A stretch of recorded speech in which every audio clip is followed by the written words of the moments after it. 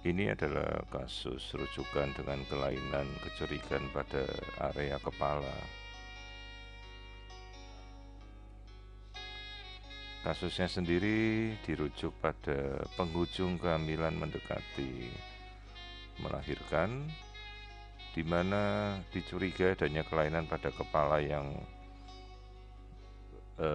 terdiagnosa sebelumnya, namun tidak tepat dalam penegakan diagnosanya, dan opsi yang diberikan tidak menjelaskan bagaimana fatalnya kondisi ini bagi janin. Di sini kita melihat tempurung kepala yang membesar melebar tanpa ada sisa lagi dari jaringan otak di kepala yang hanya terisi oleh cairan.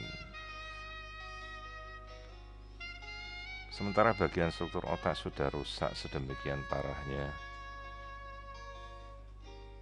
dan jelas bahwa jaringan yang rusak ini tidak akan pernah kembali lagi menjadi normal. Di sini kita bisa lihat area wajah, di mana area wajah tidak menunjukkan adanya kelainan berarti, dalam arti tampilan wajah secara normal terlihat tidak berbeda dengan janin-janin normal lainnya.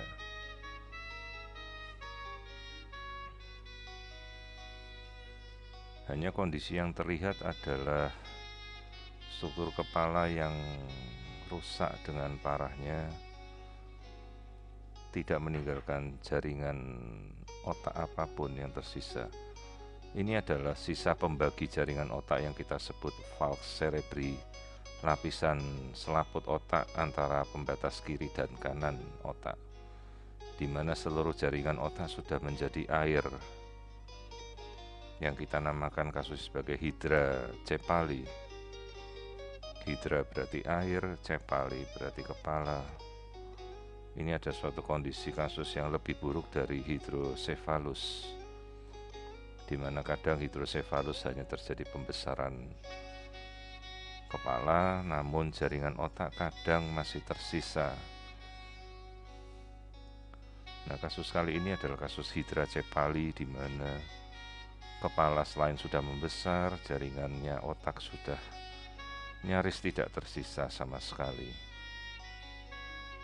Tentunya prognosis kasus ini sangat-sangat buruk.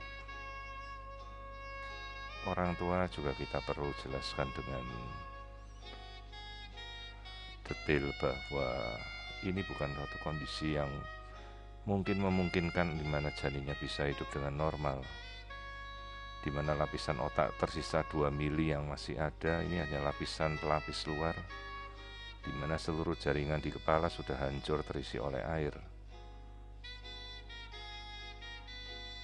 Praktis fungsi-fungsi motorik, fungsi luhur, akal budi, semuanya mungkin akan terkondisi rusak.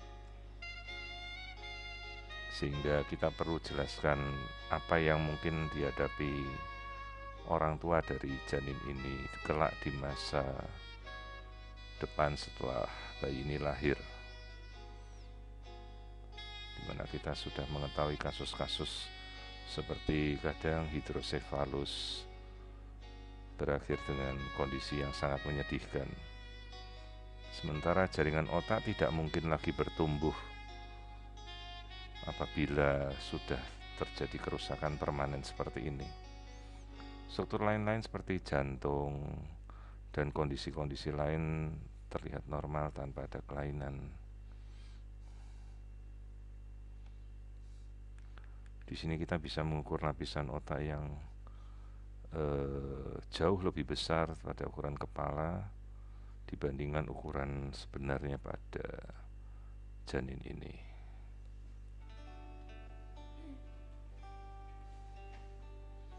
Terlihat diameter kepala yang sedemikian besar berkali-kali jauh daripada ukuran usia seharusnya. Jadi ini adalah kasus hidrocepali yang sedemikian parah.